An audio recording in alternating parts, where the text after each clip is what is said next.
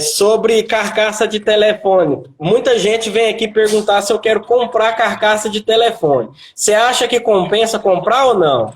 Patrão, eu particularmente, tá? Isso daí é de cada aluno. Tem aluno que ganha muito dinheiro comprando telefone e vendendo telefone. Eu particularmente não compro. Patrão, eu prefiro investir meu dinheiro em algo que me dê retorno e esse retorno seja rápido. Por exemplo, assim, ó.